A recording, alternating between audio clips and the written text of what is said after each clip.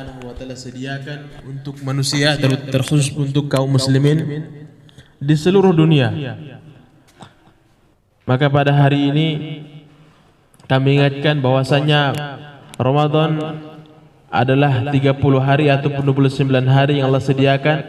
Di antara waktu kita yang Allah berikan kepada kita 360 hari dalam setahun, Allah Subhanahu wa taala sediakan kurang lebih 30 hari saja. Untuk apa ini 30 hari? Untuk mempermantap, untuk memperkuat, untuk menyiapkan bekal-bekal terbaik kita sebelum kita pulang kampung. Karena sering kami sampaikan, pulang kampung dunia saja kita butuh bekal yang cukup, harus, kalau tidak kita akan kesusahan di jalan. Apalagi ini perjalanan panjang akhirat yang kita tidak tahu berapa lama kita di sana. Kita tidak tahu berapa lama kita dikubur. Kita tidak tahu berapa lama kita di padang mahsyar.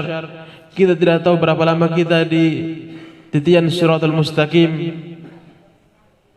Dan ketahuilah di sana kita hidup selamanya.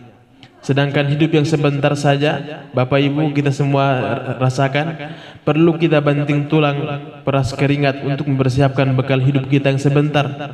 Apalagi untuk bekal akhirat yang hidupnya selamanya. Ada awalnya, tidak ada akhirnya. Maka perlu memang kita sesekali merenung, duduk sendiri. Yang kalau kita duduk rame-rame kan, kalau kita sudah cerita ngalur ngidul, apalagi orang Makassar bilang carutu, cerita campur atu. Kalau sudah begitu kita lupa bahwasanya kita ini sebentar saja di dunia ini. Dan memang begitu. Dulu ketika sahabat, ada nama sahabat bernama Hanzalah. Jadi Hanzalah ini ketika di majelisnya Rasulullah menceritakan tentang akhirat. Rasulullah menceritakan tentang siksa kubur. Rasulullah menceritakan tentang surga dan neraka. Maka si Hanzalah ini salah seorang sahabat Rasulullah yang mulia, dia mengatakan, saya seolah-olah melihat itu surga dan neraka, saking seriusnya Nabi menceritakan ini perkara. Akan tetapi ketika sampai ke rumah, sampai di rumah saya mulai ngobrol dengan anak istri, cerita dengan teman-teman, maka mulai terlupakan itu akhirat. Dan itu sebenarnya kita rasakan bersama. Kalau di masjid kita cerita-cerita tentang kampung akhirat, memang seolah-olah kita ini akan ke sana, betul. Dan bukan seolah-olah pasti kita akan ke sana. Akan tetapi perasaan itu hilang ketika kita mulai terjun ke aktivitas kita hari-hari, kegiatan kita hari-hari. Ada yang ke pasar, ada yang ke kantor, ada yang ke macam-macam tempat. Intinya kita setelah kembali daripada majelis-majelis kebaikan, kita itu biasa duduk dalam majelis-majelis yang mohon maaf lalai ataupun cenderung kita menyia-nyiakan waktu, akan terlupa semua itu. Maka sahabat tadi ketika sampai di rumahnya, karena menyadari keadaannya begitu berubah 180 derajat. Kalau di majelisnya Rasulullah begitu kuat mengingat akhirat, begitu kuat kecintaannya kepada surga, dan begitu takut terhadap siksanya neraka. Akan tetapi ketika sampai di rumah itu terlupa semua. Maka dia keluar dari rumahnya, kemudian dia berteriak, Hanzalah telah munafik, Hanzalah telah munafik. Maka ditemukanlah oleh sahabat yang mulia itu Abu Bakar Siddiq. Melihat keadaan Hanzalah seperti itu, Abu Bakar menegur, kenapa sampai begitu? Dan ketika saat di Allah, seolah-olah surga dan neraka itu ditampakkan ketika Nabi menceritakan. Akan tapi ketika pulang ke rumah, itu semua terlupa. Maka berdua sahabat Abu Bakar dan Hanzalah ini pergi mengadu kepada Rasulullah SAW. Apa aduan mereka? Ya Rasulullah, ketika di majelisnya engkau, perasaan kami sebagaimana engkau ceritakan surga dan neraka, kami seolah-olah melihat perkara tersebut, seolah-olah kami akan mati. Akan tetapi ketika sudah sampai ke rumah, bertemu dengan anak dan istri, mulai cerita senda gurau, mulai cerita tawa dan bahagia, kemudian terlupa itu semua. Maka Rasulullah SAW menjawab, seandainya perasaan kalian sama dengan berada dalam majelis saya, artinya perasaan senantiasa ingat akhirat, maka perasaan seperti itu kalau kalian rasakan dan kalian hayati dan kalian bawa istiqomah dalam kehidupan kalian, maka malaikat akan berjabat tangan dengan kalian walaupun di atas tempat-tempat tidur kalian. Nah, hebatnya itu. Artinya orang yang istiqomah seperti itu, malaikatlah menjadi teman dia. Maka ini PR kita bersama supaya bisa merefresh, bisa kita men-setting lagi pola pikir kita, pemikiran kita yang selama ini kalau kita di pasar, ya mohon maaf, atau kita di kantor, orang-orang sekarang mohon maaf sekuler ya, memisahkan bahwasanya agama itu hanya di masjid saja. Padahal tidak demikian. Islam ini mengajarkan dari seluruh aspek kehidupan, itu ada Islam di situ, ada agama di situ. Jadi jangan sampai kita pahami kalau ke pasar itu bukan agama. Nah, ini yang salah paham kita. Kalau ke kantor itu bukan agama, bukan ibadah. Padahal kalau kita tahu caranya yang seperti sering kami sampaikan, Nabi mengajarkan dari seluruh tata cara kehidupan hidup, itu ada contoh dari Nabi kita Muhammad SAW. Dan itulah maksud daripada Allah Subhanahu wa taala mengutus para nabi-nabi. Sehingga para nabi alaihi salatu wassalam, kurang lebih 124.000 para nabi dan 313 rasul yang Allah utus, itu tugasnya itu. Karena manusia ketika diciptakan atas maksud ibadah, akan tetapi setelah hidup mulai beraktivitas, lupa bahwasanya dia ini sedang beribadah di dunia ini, sedang mempersiapkan bekal untuk pulang kampung. Maka seketika lupa, diutuslah orang-orang terbaiknya, diutuslah kekasih-kasihnya, yaitu nabi-nabi dan rasul, untuk mengingatkan lagi bahwa jalan hidup manusia bukan sekedar hanya makan dan minum, bukan hanya sekedar bekerja, akan tetapi ada maksud yang besar yang Allah Subhanahu wa taala ciptakan manusia di atas permukaan bumi. Kalaulah bukan maksud ibadah Bapak Ibu jamaah sekalian, kita tidak akan diciptakan. Itu saja. Jadi wa ma khalaqatul jinna wal insa illa liya'budun adalah ayat yang menegaskan bahwasanya manusia itu, kalau manusia dan jin, kalau bukan atas maksud ibadah maka tidak akan diciptakan. Maka Bapak Ibu, atas maksud inilah kita saling mengingatkan, saling berwasiat, saling menasihati agar supaya kita kembali lagi mempersiapkan bekal terbaik kita.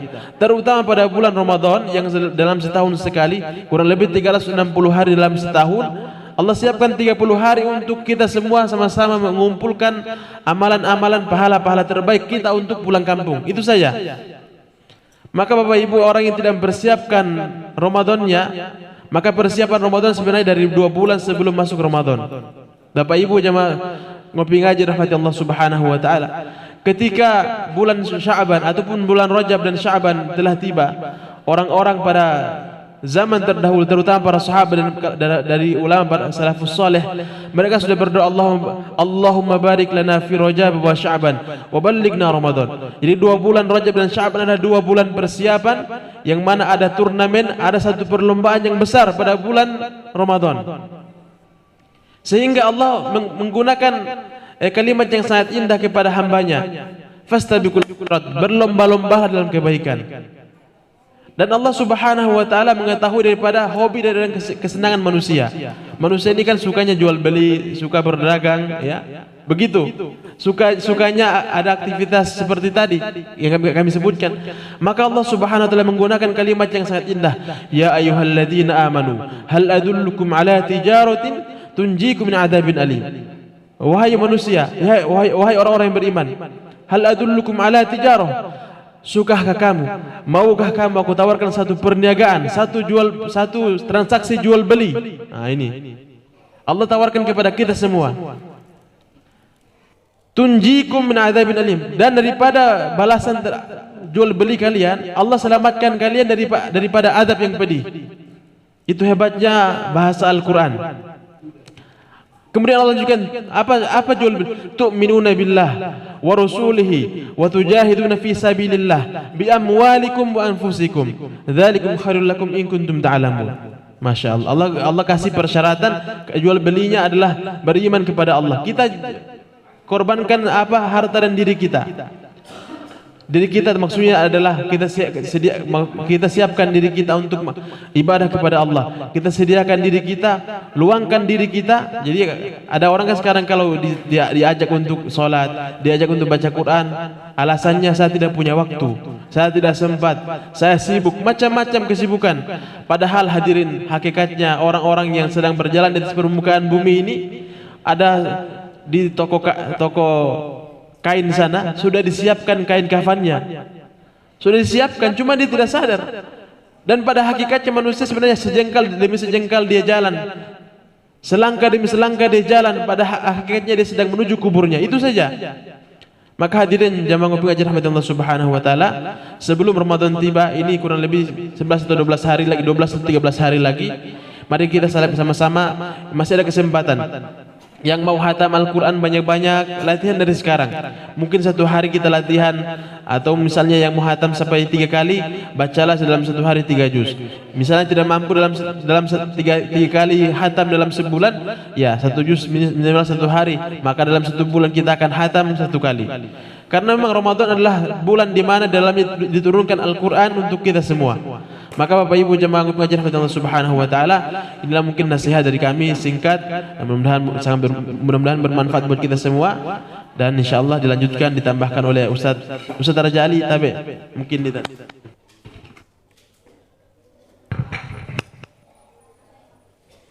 Bismillahirrahmanirrahim. Assalamualaikum warahmatullahi wabarakatuh. Alhamdulillahilladzi wa kafa, wassalatu wassalamu nabil mustafa wa ala alihi washabihi ahli taqwal wafa. Asyhadu an la ilaha illallah wahdahu la syarikalah, wa asyhadu anna Muhammadan abduhu wa rasuluhu ba'dah. Allahumma shalli wa sallim ala sayyidina Muhammadin bi'adadi man shalla alaihi, wa shalli wa sallim ala Muhammadin bi'adadi man lam yusalli alaihi, wa shalli wa sallim ala sayyidina Muhammadin kama tuhibbu sallallahu alaihi, wa salli wa sallim ala sayyidina Muhammadin kama baraka sallallahu alaihi. Subhanaka la ilma lana illa ma 'allamtana innaka antal alimul hakim, wa la haula wa la quwwata illa billahil aliyyil azim. Ilahana anta maqsudaka matlubi a'tina mahabbataka wa ma'rifatak, amma ba'du. Yang kami muliakan Pak Imam Masjid, kemudian para ustaz, para ulama, dan juga sahabat-sahabat rekan-rekan jamaah salat subuh rahimakumullah. Alhamdulillah pagi hari ini kita bisa kopi ngaji. Walaupun kalau lihat gelasnya isinya teh tidak apa-apa. Kalau kopi ngaji, ngopi, ngobrol perkara iman, maka indah. Tapi kalau ngeteh ngebahas tentang hidayah, ya dua-duanya menjadi indah. Ngopi, ngobrol perkara iman, kalau ngeteh ngebahas tentang hidayah. Itu yang kita niatkan semua lillahi ta'ala. Alhamdulillah ala kulli hal. Ramadan akan datang, kita rindukan. Marhaban ya Ramadan, itu menjadi harapan dan tulisan. Sampai ada doa, Allahumma barik lana fi Rajab wa Sya'ban wa ballighna Ramadan. Menyambung yang tadi disampaikan oleh Pak Ustaz Ansar, ada satu masa 2 orang sahabat Nabi, tetapi beda cara beragamanya. Agamanya sama tapi beda cara beragamanya. Ada seorang yang namanya Abu Darda, ada seorang yang namanya Salman Al-Farisi. Abu Darda ini beliau orangnya bisa dikata beragama begitu dalam tanda kutip ekstrim. Ekstrimnya adalah bukan es krim ya, ekstrim. Dia betul-betul total. Hanya di masjid, malamnya tahajud, siangnya puasa, ogah pegang istrinya. Akhirnya kemudian Salman Al-Farisi menemui istrinya Abu Darda, karena Abu Dardanya tidak ada, Ummu Darda saja. Kenapa engkau wahai Nyonya Darda begitu keadaannya, kumal dekil, macam tidak pernah dia apa-apain? Ya begitulah, kau punya saudara itu, rupa-rupanya doa ini memang Rasulullah SAW mempersaudarakannya, Abu Darda dan Salman Al-Farisi. Tapi kemudian Salman Al-Farisi mendapatkan masukan dari Ummu Darda betapa sang Abu Darda ini dia betul-betul total ekstrim dalam beragamanya. Seperti apa itu? Malamnya tahajud, siangnya puasa, di masjid terus, enggak kemana-mana. istrinya pun tidak disentuh, sampai istrinya pun bisa dikatakan tidak mau berdandan. Mendengar ini kemudian Salman Al-Farisi menunggu. Datanglah Abu Darda dari masjid. Sebentar, siang hari nih. Wow, saudaraku sudah datang, berpelukanlah. Karena memang saudara Rasulullah SAW betul-betul kayak saudara kandung, berpelukan begitu rupa, begitu dahsyat dengan Salman Al-Farisi Abu Darda. Dalam pelukan ini kemudian disiapkanlah hidangan untuk Salman Al-Farisi. Terus namanya tamu, memuliakan tamu itu termasuk ajaran agama Islam. Fal yukrim dupahu. Akhirnya Salman Farisi, saya akan mau makan hidangan ini, ayo temani saya. Abu Darda bilang, oh saya lagi puasa, kalau begitu saya tidak akan makan hidanganmu. Wah, akhirnya ini Abu Darda mikir-mikir, ini pace satu kenapa maksa. Maka dia pun kemudian langsung batalkan puasanya bersama dengan Salman Farisi. Terus begitu malam-malam, saya bermalam menginap, ya oke. Malam tidur berdua Salman Farisi dengan Abu Darda.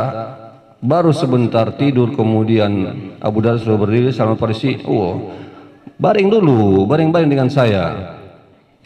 Baru kemudian setengah malam mau berdiri lagi. Tunggu dulu, baring-baring, tong tidur dulu, kata Salman Farisi. Jadi macam nostalgia ngobrol-ngobrol. Begitu jelang subuh, sholat tahajud sebentar, kemudian subuh mereka sebelum berangkat ke masjid berkatalah Salman Al-Farisi kepada Abu Darda, wahai saudara Abu Darda, sesungguhnya bagi Allah pada dirimu ada hak, bagi jasadmu pada dirimu ada hak, bagi keluargamu dan istrimu pada dirimu ada hak. Tunaikanlah hak-hak itu. Hak Allah adalah ibadah kepadanya, hak tubuh adalah istirahat, berikan dia waktu jeda dengan dari puasa yang panjang, beri dia waktu jeda dari ibadah yang begitu rupa. Kemudian istrimu, sentuh dia, dia punya hak atasmu. Akhirnya kemudian Abu Darda betul-betul mikir, ini ajaran Salman kok beda sekali. Macam saya dilarang ekstrim dalam beribadah. Maka mereka ke masjid bertemu dengan Nabi. Maka Nabi kemudian tanya oleh Abu Darda, ya Rasulullah, Salman nasihatin saya begini. Apa nasihatnya? Bahwa untuk Allah atas dirimu ada hak. Jasadmu punya hak atas dirimu, kemudian istrimu punya hak atas dirimu. Ya Rasulullah, benarkah perkataan Salman? Maka Nabi mengatakan, shadaqah Salman Al-Farisi. Benar Salman Al-Farisi. Artinya kita ini beragama memang sa'atan wa sa'atan. Masa demi masa, ada masanya kita ibadah, ada masanya kita berusaha, ada masanya kita berumah tangga dengan istri segala macam bersenang-senang. Sa'atan wa sa'atan. Artinya betul penyampaian tadi surah Az-Zariyat ayat 56, wa ma khalaqatul jinna wal insa illa liya'budun. Mantap. Tetapi ayat sebelumnya mengatakan fadzakir fa inna dzikra tanfa'ul mu'minin. Berilah peringatan, berilah kajian, sesungguhnya itu bermanfaat bagi orang beriman. Maka rupa-rupanya perkataan Salman Al-Farisi Nabi benarkan, sesungguhnya bagi diri kita ada hak Allah, ibadahlah kepada Allah. Bagi diri kita ada hak jasad, istirahatlah dia. Bagi keluarga kita ada hak atas kita, maka hiburlah keluargamu, sayangilah mereka. Dan juga bagi masyarakat sekitar kita ada hak atas diri kita, maka berikanlah masing-masing porsinya. Bahkan kalau sudah kita di dalam surga, yang namanya ibadah sudah tiada, tapi masih di dunia, mazra'atul akhirah, ladang kita menuju akhirat, ladang untuk mencapai kebaikan. Fokus ibadah, karena sungguh mencari nafkah pun adalah ibadah. Bahkan bapak-bapak yang berumah tangga, berhubungan suami istri pun juga adalah ibadah. Ketika ini dikatakan oleh Nabi, maka kemudian ada para sahabat yang macam, ya Rasulullah, apakah iya itu kan asik, itu menyenangkan? Maka Nabi jawab, bukankah wahai sahabat, ketika itu kau cepatkan pada yang haram. Contoh, misalnya di antara kita, dia ke enjoy, bayar perempuan sekian-sekian, itu berdosa, haram. Maka engkau dengan istrimu, engkau lakukan itu halal. Ketika tempatkan pada yang haram dia berdosa, engkau tempatkan pada yang halal dia menjadi pahala. Maka hak istrimu atasmu tunaikanlah, maka itu pun menjadi pahala. Artinya pada semua sisi dan lini, innamal a'malu binniyat, sesungguhnya amal tergantung pada niatnya. Ada ibadah mahdah, ada ibadah ghairu mahdah. Barakallahu fikum. Saya kembalikan kepada teman-teman sekalian, mungkin ada nanti ngobrol perkara iman. membahas tentang hidayah. Dengan tanya jawab insya Allah lebih berkah. Barakallah. Saya kembalikan kepada Pak Imam Ustadz Ansar.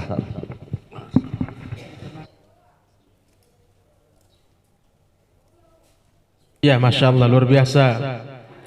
Subuh hari ini kajiannya sangat mantap, mendalam, SCTP. Singkat, cepat apa? Singkat, cepat, dan padat ya, Masya Allah. Semoga kajian pada subuh hari ini bisa kita ambil hikmah, pelajaran yang bisa kita jadikan oleh kita masuki daripada bulan Ramadan. Jadi kurang lebih tadi penjelasan guru kita Al-Ustaz Raja Ali Sirgar SPDI, Masya Allah, ini menjadi oleh-oleh buat kita semua bahwasanya dalam semua aktivitas sebenarnya di dalam Islam sudah diatur sedemikian rupa supaya semuanya bernilai ibadah.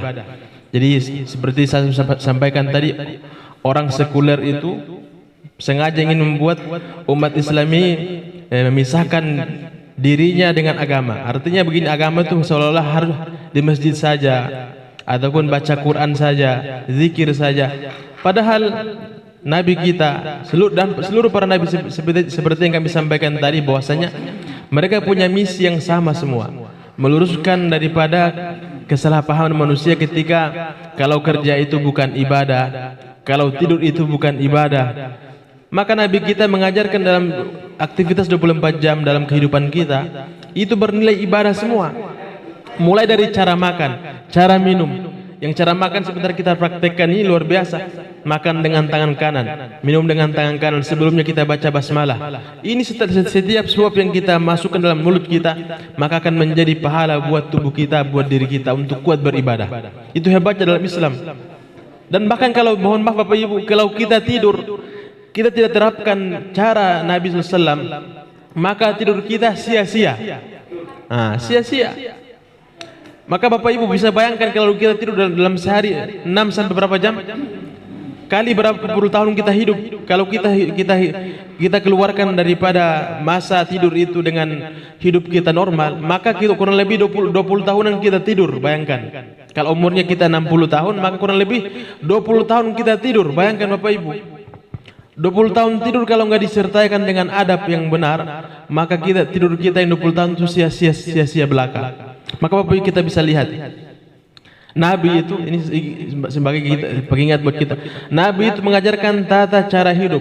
Yang disuruh ikuti adalah tata cara hidupnya, bukan sarana hidupnya. Ya, kita disuruh untuk mengikuti tata cara hidupnya Nabi, bukan sarana hidupnya. Mohon maaf kalau sarana hidup kita pasti tidak mampu.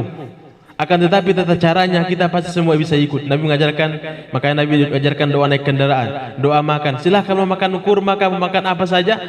Sebelumnya kita perhatikan cara makannya. Bukan masalah sarananya. Bapak Ibu sekarang ada nasi apa nih? Nasi uduk atau apa di depan kita. Sebelum kita makan, usahakan kita baca basmalah pakai tangan kanan. Jangan sampai kita sudah tua sekarang belum tahu cara makan. Mohon maaf Bapak Ibu. Sengaja kami ingatkan bersama supaya ini kita menjadi perhatian buat kita semua supaya semua yang kita lakukan bernilai ibadah. Terutama pada bulan Ramadan Bapak Ibu, semua amalan-amalan sunnah ini akan diberi pahala sebagaimana amalan-amalan wajib. Maka perlu kita perhatikan tata caranya supaya semua aktivitas ini bernilai pahala di sisi Allah Subhanahu wa taala. Demikian marilah kita praktekkan yang telah kita pelajari. Bismillah, Allahumma barik lana fi ma razaqtana wa qina adzabannar. Kurang lebih mohon dimaafkan, dan benar datang dari Allah, kesalahan dari diri kami pribadi. Kepada Allah kami mohon ampun, kepada Bapak Ibu jamaah sekalian kami mohon maaf. Subhanakallah bihamdika asyhadu an la ilaha illa anta astaghfiruka wa atubu ilaik. Assalamualaikum warahmatullahi wabarakatuh. Tafadhol, bismillah. Silakan dinikmati ibu-ibu. Mungkin kurang lebih berapa pekan lagi? 2 pekan lagi. Kita namakan begini lagi ya. Jangan lagi ibu-ibu subuh datang bawa begini wah. Insya Allah mungkin jamnya dirubah. Jadi jadwalnya silakan Pak Haji dinikmati. Ya. Masya Allah, luar biasa ini. Ibu-ibu Jumat berkah, semoga Allah berkahi kehidupan ibu-ibu semua yang terlibat dalam ini semua. Yang punya hajat, semoga Allah kabulkan secepatnya, amin. Mungkin yang ada yang belum punya anak, semoga Allah segera beri keturunan yang soleh dan soleha, amin. Yang punya hutang, ibu-ibu, bayar Bu. Insya Allah doa supaya Allah mudahkan bayar. Iya. Masya Allah, mohon maaf, bercanda saja itu. Kalau punya hutang niatkan. Dan ini sebagai ini sambil kita makan apa? Ada satu doa yang Nabi ajarkan supaya Allah bantu lunasi hutang-hutang kita. Ini cash. Yang sudah pernah amalkan pasti tahu manfaatnya ini. Apa doanya? Dan khusus Nabi ajarkan dibaca pada hari Jumat. Dan waktu terbaik adalah ba'da asar. Ibu-ibu boleh mungkin nanti tidak hafal, searching kah di mana, di Google kah atau di buku ataupun di kitab-kitab hadis. Nabi mengajarkan satu doa, Allahumma kfini bihalalika an haramika wa aghnini bifadlika amman siwak. Itu doanya. Nanti kita baca sendiri, kita lihat nanti, kita amalkan. Kita baca, insyaallah Allah bantu lunasi hutang-hutang kita. Yang penting kita mau niat bayar. Jangan sampai ada orang sekarang punya penyakit, dari awal berhutang sudah tidak niat bayar. Ini yang bahaya. Dari awal pinjam kalau sudah niat tidak bayar, maka Allah buat dia tidak akan bisa bayar. Akan tetapi kalau ada orang berhutang kemudian niatnya mau bayar, yakinlah Allah pasti bantu dia untuk melunasi hutangnya. Bapak Ibu jemaah ngopi ngaji rahmat Allah Subhanahu wa taala, kurang lebih itu. Insyaallah silakan kita lanjutkan makan-makan kita, sarapan pagi kita, dan kita ingat-ingat ini kurang lebih 13 hari ke depan ini, setelahnya tidak bisa lagi kita sarapan begini. Jadi insyaallah kita siapkan tenaga kita, siapkan kekuatan kita, jasmani dan rohani kita untuk masuki satu perlombaan besar. Fastabiqul khairat. Mari kita berlomba-lomba dalam kebaikan. Silakan. Oke, mantap. Ibu-ibu Jumat berkah, insyaallah berkahi. Semua yang duduk dalam ngopi ngaji Allah berkahi juga. Allah kabulkan hajat-hajatnya. Dan insyaallah kita semua semoga bukan cuma berkumpul di dunia, tapi bisa juga berkumpul dalam surganya Allah Subhanahu wa taala. Bismillah, demikian.